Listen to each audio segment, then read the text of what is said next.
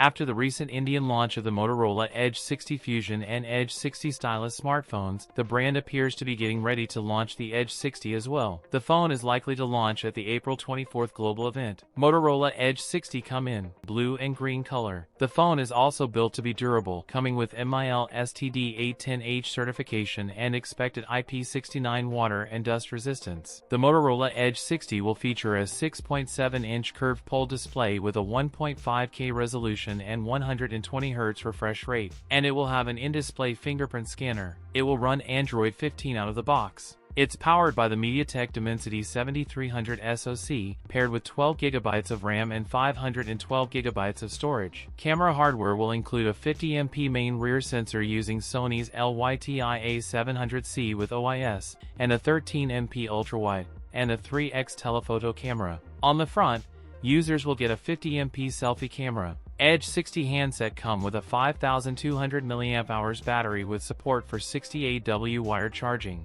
The screen will be protected by Gorilla Glass 7i. That's it for today's video. If you enjoyed it, don't forget to like, comment, and subscribe for more content. Thanks for watching, and I'll see you in the next one.